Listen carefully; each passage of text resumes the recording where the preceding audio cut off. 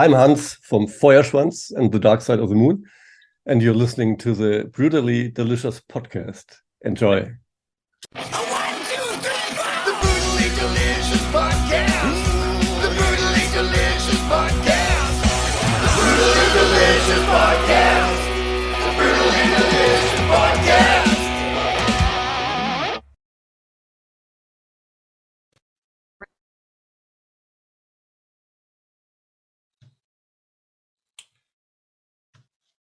Hello. Hey, how are you? I'm good. How are you? I'm well, thank you. Thank you. Nice to meet you. Yeah, you as well. I saw you guys back on 70,000 tons this year. Or, yeah, I guess it was this year, right? A couple months ago. Yeah, it was the first time for us to be in the Caribbean and to hit the US as a band. Oh, really? You guys had never done the boat before?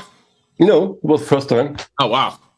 What'd you think? What was It was amazing. I want to go back every year. Yeah, I know. It's pretty crazy, right? Yeah, right. And a couple of us, we stayed there afterwards, and I went with our singers to Barbados, and some others went to Guadeloupe to extend the holidays. Because we've been there for the first time, so yeah, we took the chance to enjoy. I've been to Barbados years ago. That's a beautiful place. Totally, yeah. Nice. So let's talk about the band. You have a new live record coming out. I guess it's the 7th, right? So next week sometime? Yeah. What was the decision to release live records? Because not a lot of people do those anymore. Oh, actually, it's not a live record. It's a studio album, and the bonus CD is a live CD. Oh, okay. So I've got it wrong. Yeah. The main album is a studio album, and the limited deluxe edition contains the Wacken show from last year. Okay, cool. The live recording, yeah. And that's like a bonus thing then. Exactly, yeah. And okay. the Wacken show for us was such a big goal and such a special event that we want to have it conserved basically as a recording. Hopefully we will play there again on the main stage, but it was the first time that we played on the main stage in the dark, so that was a very special and exciting moment for us, you know. Was it intimidating at all with all those people knowing that's such like a sacred stage? No, it was a lot of adrenaline, you know, but it was not. We haven't been afraid or anything. Mm-hmm. It was more like, yes, let's go out and kick some ass. Because that's like the legendary Super Bowl of Super Bowl stages, right? Yeah, probably. Yeah, it's something as a metal band, at least in Europe or in Germany, you want to achieve. You know, play on the main stage in Wacken. That's such an epic goal to be there, and we finally made it. So we wanted to have it forever on CD, and that's why this is a bonus album. Gotcha. So the new record then is actually a studio record, like you said. I'm going to try and pronounce it. Fegefeuer? Almost. It's Fegefeuer. Okay, close enough. Yeah. Now that it's done, I mean, are you guys completely satisfied with it, or is there something you wish you could go back and change? No, we're super happy with everything. It's our best album so far. We always say that after we finish that album, but it's always the best, you know. Right. Because you always build up on the past, and you know maybe what you want to change and everything. And so we went further down the road into the metal, I think. Right. And do you know what Fegefeuer means? I do not. It's purgatory, actually. Oh, okay. And that's what have you seen the album cover? It's the album cover is about that purgatory. We put a dragon into the purgatory, into hell, basically, and then you have a knight fighting the dragon, like fighting off the fire. And so I did see that. I didn't know the reference to it, so that's pretty cool. Yeah. What's it like writing for you guys? Because you have so many people in the band. Do you guys all write together, or how does that all come about? And who has the final say in the end? No, we have a songwriting team, basically, which is mainly our singer, the blonde guy with a bagpipe, and the other singer and me. And that's the main songwriters. And it comes all together to the singer. I add riffs. I have usually musical ideas, and our singer collaborates it into his ideas, when he has a vocal line or vocal ideas. Yeah, and it's the three of us who are working together for creating the songs. How much do you think about not writing the same record when you go into the writing process? So not writing, the previous record. Does that make sense? Because you still have to stay true to, Feuerschwanz, but you also want to not write the same thing. Absolutely. That's something often people demand from bands. They have that one album they heard, and they love, and they want to hear it again and again and again. But musicians evolve and build up, so they won't do the same album over and over again, because that would be super boring. And sometimes there's always a small percentage of fans which think bands should stay where they have been when they started to know the band. But people evolve, bands evolve, music evolves, and we build up, obviously. And in our case, I think we are getting more and more metal. We started as a folk rock band, basically. In Germany, that kind of music is called medieval rock, because it has bagpipe and flutes and stuff, and hurdy-gurdies. But we're getting harder and harder with every album. And as a guitar player, I'm very happy about it. Yeah, and you're right. I do find it very heavy, because before 70,000 Tons, I had heard the name, but never really heard your music. And then I caught both shows, and I was like, wow, it's very heavy, but it's also super entertaining, and it's super, you guys are having fun up there, right? Absolutely. Oh, you have been there on the boat. That's cool. Yeah. I've been, I've gone like 9 of the last 11, so. Oh, that's awesome. That's cool. That's it. So you have seen us live? Yeah. Twice. I caught both shows. And the one thing I took away from it was, while it is heavier than I thought it was going to be, it's also, super entertaining, and it's a show. And absolutely. That's a part of our philosophy, that we want to do a show, because, in the English language, you have different words for a show and for a concert that you don't have in German. In Germany, you have both would be a concert. Okay. But in the English language, if you go to a classical concert to Beethoven or Bach or whatever, you wouldn't call it a show. It's a concert. Right. And if you go to Kiss or Alice Cooper or whatever, it's a show, And the word itself contains something, It's not just playing the music. It's also about entertainment. And that's our philosophy. If I want to see my neighbor in his sneakers and his T-shirt, I can just visit my neighbor. But if you want to go to a show, you want to see something on stage. Yeah. And that's what we want to do, to bring something which you want to see as well, not just to hear, but you also want to see it. Right. So do you put a lot of time then into, when you're writing, into how it's going to come across in the live setting, or how this song is going to have a breakdown or a heavier part for the audience, call response thing? Or do you just write the songs and then worry about it later?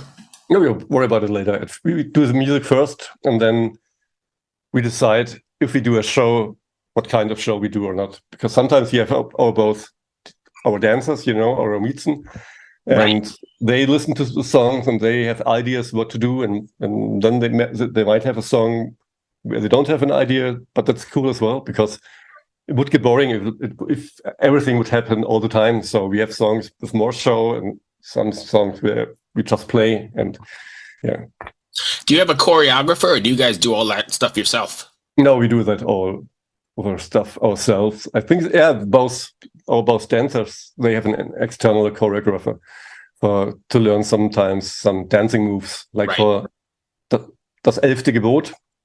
I don't know if you know the song, the 11th Commandment, and that's a song which is very choreographed for them. Right. Ever wonder what a punch from Elton John feels like? Or how you'd cope with having turned down the chance to be in Nirvana? Or what signal Keith Richards gives when he wants you to get the hell out of his hotel room? Fans of Too Much Effing Perspective don't have to wonder, because they've heard these exact stories and a jillion others on our podcast. I'm Alex Hoffman, former tour manager for Radiohead. And I'm musician and comedy writer Alan Keller.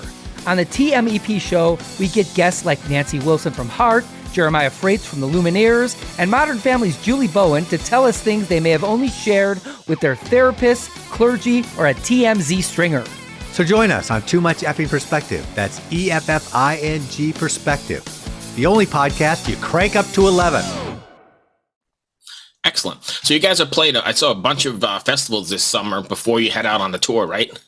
Exactly. We just returned from tour in May, actually. Right. And now the festival season started last weekend. Tomorrow night we start driving again. We have 2 festivals on Saturday, Sunday, and then it continues the whole summer. And we also go to Spain and to Czech Republic and to Italy. So we expand more to the non-German speaking countries and audience. And it's quite interesting to see how those people react to our music, because usually nobody's used to listening to German speaking music, besides Germans, obviously. Sure. So, and you as an American, you're used to hear English music. So you're probably listening to music different. Yes. When it's not your language. Because for me, if I listen to English music, I don't understand the lyrics immediately, you know. I really have to concentrate or read it up. But if I listen to German music, I naturally understand it automatically. Sure. And so that's different for an audience which is not used to German, I think. No, I agree. But I also think that metal or maybe heavy music in general, fans don't necessarily care as much if it's in a different language, because I'm just thinking of myself. I listen to like Corporal Klani and Finnish bands. I have no idea what they're saying, but I still like it. You know, they could be saying "eat your mother" or "do whatever." I still dig it. Yeah, right. Yeah, that's cool, because then it's much more about the music and the energy and the emotion which is there, you know. And that's I think that's a cool thing to do. That just the music hits you and the emotion from the singer. And in our case, it's interesting to see which songs work and which songs maybe not, because some songs, especially from some of our older songs, rely much more on the wit of the language, you know. But this obviously doesn't work in other countries. So other songs work better than. Yeah, but most of the new songs work fantastic because. So with these weekend festivals, do you guys just hit the weekends and then come home, or are you like on the road the whole time? No, it's not just the weekends. It's like next Thursday, for example. But usually, yes, we return home in between, because it's easy to come home in Germany. I mean, Germany is the largest country in Europe. It has like 80 million people, so it's easy to play a whole summer just in Germany. But the distances aren't so hard that within a day you can drive home from everywhere. So that's quite comfortable to do, actually. Right. So how do you prepare then for these big hot summer festivals? Because they're different than playing, your club show, right? Yeah. Well, I would say it's not so much of a difference, because usually the club shows are longer. We have a longer set, and we play in a club show. The festival sets are a bit shorter, but we bring a lot of fire on stage for the outdoor festivals. Right. And this will be a lot of fun, and we have to be careful on stage. Because last year, for the first time, we had fire on stage, and at one time the wind blew the fire inside the stage, and really? And our violin player got it in her face. Man. It wasn't too bad. It was like a serious sunburn, Wow. But that taught us to be careful and just to know which songs have fire and which songs not. Were they able to finish the show, or was that the end? Yeah, it was. Yeah, it wasn't that bad. But there is one photo where she's standing right in the fire. Some photographer got that perfectly. Exactly that's because when the fire and the wind blew into the stage. So you got to take all that into consideration then, where you're standing, and so I guess absolutely, the choreography, where you right. When you go to the border of the stage, I know don't step further than here because there is the fire. Wow. Yeah. So what else do you guys have planned then after the festival? Are you hitting the road in the fall, or? Well, the fall is pretty calm. We still have some winter festivals coming here in Germany, which are sort of Christmas, like rock and roll Christmas markets, you can say, I guess. And yeah, we're but for now, our album will be in the focus, which will be released pretty soon in July. Right. And we're super excited because it's such a long time that you were working on an album, and then it's finally coming out, and people can listen to it, and then you get the feedback from the people. For the last year or 1.5 years, nobody heard the songs but us and the producer and my wife, maybe. How nerve-wracking is that to... That's exciting. That's very exciting. Is it? To get the reviews and everything, yeah. Because, of course, you do it because you want to do it, and you do it for yourself, and you think it's the best you have done, but it's still exciting to see what people think about it. And, right. Yeah. When they finally get it. Exactly. So I know it's in a different language for a lot of your listeners, but do you ever find that people connect with the songs and send you messages saying, hey, this song really connected with me and it got me through a tough time? Or is that something that happens? Absolutely. Like Das 11. Gebot is a song from the album, Das 11. Gebot, for example. And that was just at the beginning of the pandemic. And the song is about the 10 commandments, basically about what you should not do. But our 11th commandment is about what you should do, and to enjoy your life even if this would be your last day, basically, just to value what you have. And we had the idea for the song before the pandemic, actually.